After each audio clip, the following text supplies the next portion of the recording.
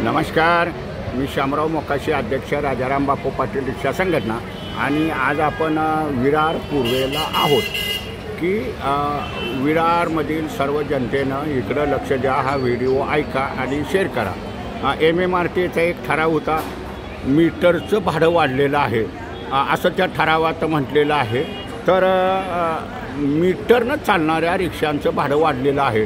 तसं तुमच्या वसई विरार नगरपालिकेत शेअर रिक्षा चालतात, त्यांचं एक पैसा बी भाडं वाढलेलं नाही। त्याच्यामुळं कोण जर तुम्हाला जास्ती पैसे मागत असलं तर तुम्ही RTOकडे तक्रारसुद्धा करू शकता। त्याच्यामुळं कुठलंही शेअर रिक्षाचं भाडं वाढलेलं नाही। वसई विरार असून द्या किंवा मुंबईतलं असून द्या, कुठलंही असं त्या ठरावाचे अजून काही निर्णयाचं हे झालेलं नाही। तिथं मीटरनंच रिक्षा चालत नाहीत आणि RTO अधिकाऱ्यांनी मोठा घोळ घातलेला आहे पैसे कमवण्यासाठी। मीटर कॅलिब्रेशनचा घालून द्यात, काय त्यांना करायचं ते करून द्यात, पण इथं शेअर रिक्षाच चालतात, मीटरनंच रिक्षा चालत नाही। त्याच्यामुळं वसई विरार नगरपालिकेतील जनतेनं, पालघर जिल्ह्यातील जनतेनं रिक्षाचं भाडं वाढलं या म्हणून द्यायचं नाही। आणि जर ते म्हणत असतील भाडं वाढलं ना, आम्हाला पैसे एवढे द्या, मीटर चालू करा, आम्ही मीटरनं पैसे देतो, मीटरनं जायचं, आम्ही 26 रुपयेसुद्धा देऊ, काय मीटरमध्ये दिसतील तेवढे आम्ही देऊ, हे स्पष्ट बोलायचं।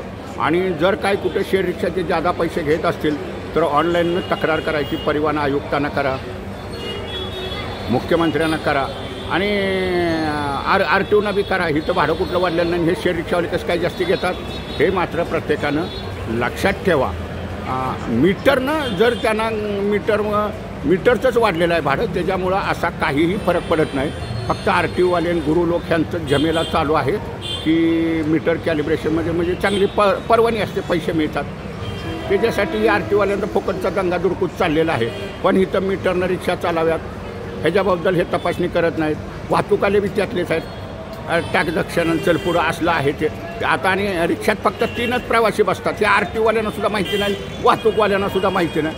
3+1 म्हणजे 4 पॅसेंजर नव्हे, 3 पॅसेंजरवरती शेअर रिक्षाचं भाडं आहे। आणि भाडं बी आता कमी होणार आहे, सगळ्या ठिकाणी बोर्ड लागतील, इथं जिथं 20 रुपये आहे तिथं 10 रुपयेच होणार आहे। त्याच्यामुळं काय प्रवाशांनी काय भिवू नका, हा सगळा ऑनलाईन फंक्शन असल्यामुळं। आणि आपण भाडं किती द्यायचं हे यूट्यूबला बी सांगून टाकू ना, कुठल्या पॉईंटचं किती भाडं आहे ते।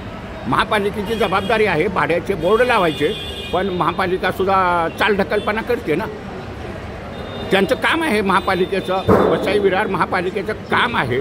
आता त्यांना आम्ही अर्ज बी दिलेला आहे, असं काय नाही, 4 महिने झाला अर्ज देऊन, त्यांनी ते काय केलं, त्यांची जबाबदारी आहे तिथं डिजिटल बोर्ड लावणं प्रत्येक पॉईंटचे की बाबा एवढंच भाडं इथं ठेवलं आणि वाहतूक व्यवस्था सुरळीत करणं हे महापालिकेची जबाबदारी आहे। RTOवाल्यांना काय पडलेलंच नाही ना, त्या RTOमध्ये यायचं, कॅबिनमध्ये बसायचं, नोटा छापायचं, जायचं, हा त्यांचा उद्योग असतो।